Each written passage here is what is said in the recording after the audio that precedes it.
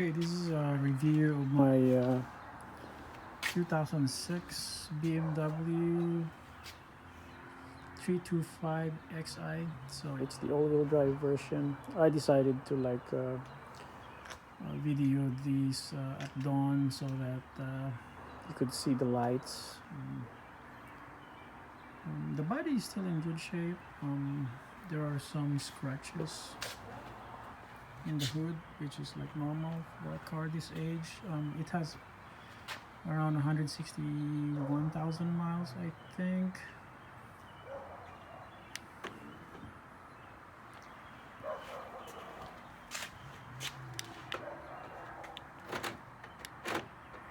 Yep.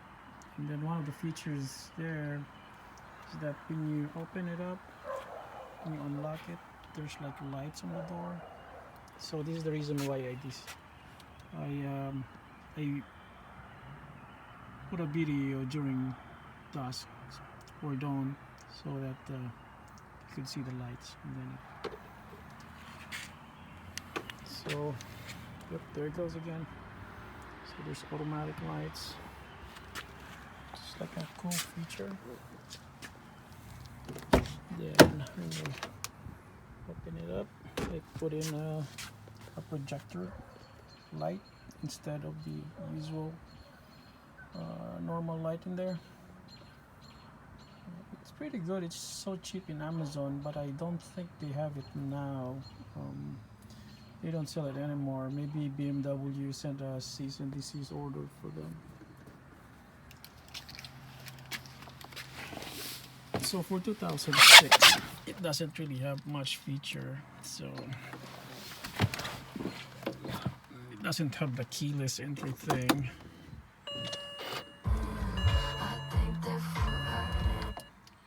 Turn that off. The sound system is actually pretty good.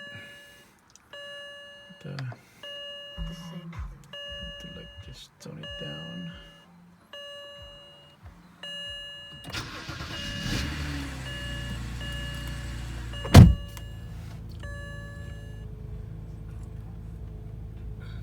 So yep, it's 161,000 miles.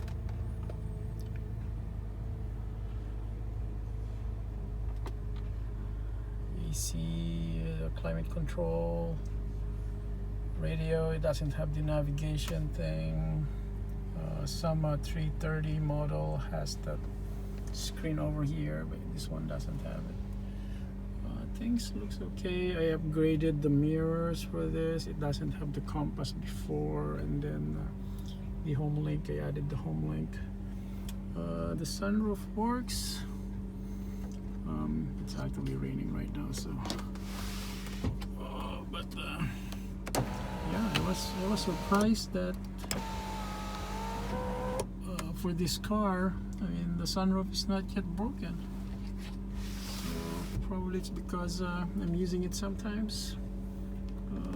Get the map lights on. Then there are cases that BMW has like on cold startup, the idle is like pretty wonky. There are cases where it's actually like it goes up and down, but most of the time it's actually stable. So the temperature right now is 52 degrees, and I'm getting 19.9 miles per gallon for an all-wheel drive car.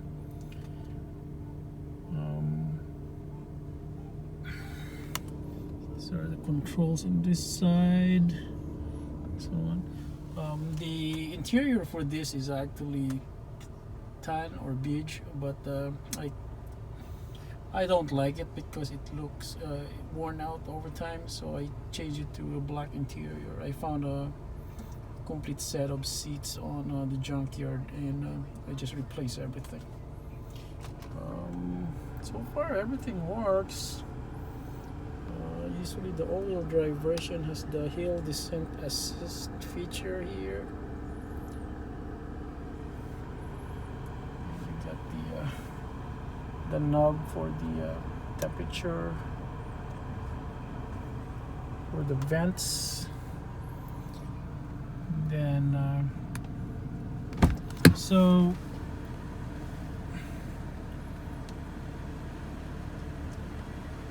one of the things that I fixed on this car was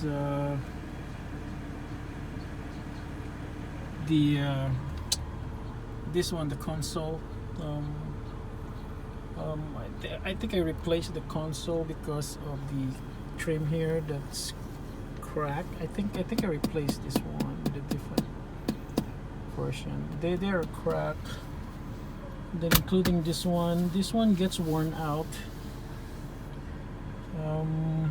This one I didn't do anything. It's broken, but you could still put a cap on this one. See, this one doesn't have it, and the paint somehow gets peeled off. So both of them has that issue. Usually the cup holder for this is like an afterthought.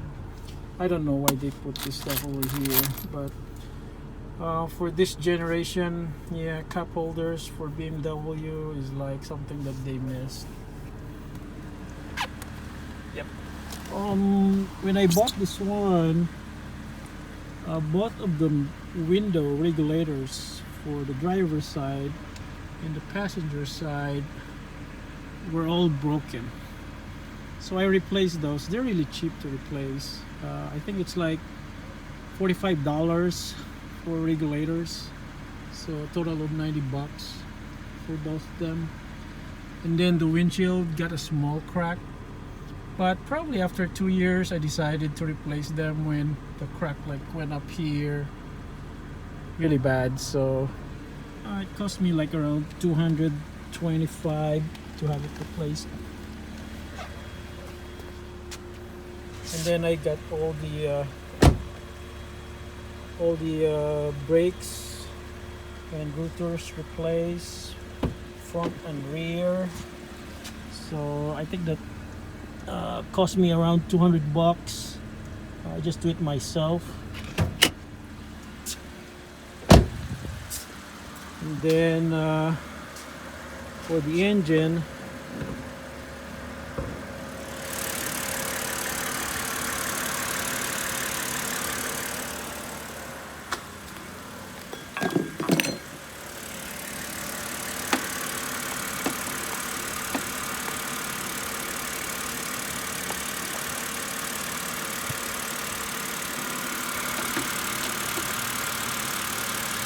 for the engine, you'll be surprised that at 161,000 miles, it's still okay. But I have to replace the oil filter housing gasket because it's leaking oil. And then since it's leaking oil, it's going to the belt, so I have to replace the serpentine belt. You really have to replace it. And then while doing that, while doing the oil filter housing gasket, I need to replace the hose here because I think we need to replace the hose there when you take out the sensor and the oil filter housing gasket. They call this housing, they call this hose adapter Mickey Mouse ears, and they're made of plastic, so over time they get brittle, and when you pull it out, yeah, it's pretty much done. So whenever you try to pull this hose out, just have a backup. And then I also replaced one of the hoses here. I think it's the hoses going to the electric water pump, going to the coolant reservoir. And then the coolant reservoir I just recently replaced. It's actually like leaking on the seams here. It's the original one. It's the original brand, but it was probably replaced before. And then the valve cover gasket was also replaced. Yep, that's a new one. And then you need to also replace the gasket for the valve pump over there. And then you also need to replace the sensor, the eccentric shock sensor. You need to also replace that one. That's like a a $250 sensor. So you need to replace that because it will give you an error, and also it will cause your car to like stall sometimes. And then I also have the battery replaced at the back. I just bought a battery from Walmart and then have my my AWD scanner register it again. And so far that's the major thing. I haven't replaced the air filter over there, the cabin filter. This one, yeah, this is bad. I need to replace this. Power steering. Yep, it's leaking so bad, but it's still okay. It doesn't actually drip that much, so it might probably be okay before winter. So far I love this car. It helped me a lot during winter.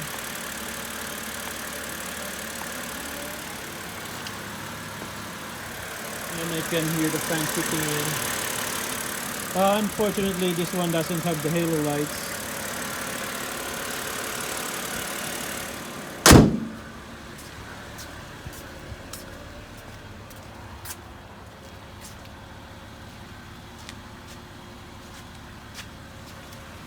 I think we got the passenger side also working.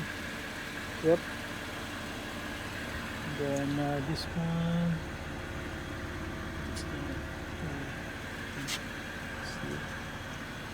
But yep, everything's so far so good.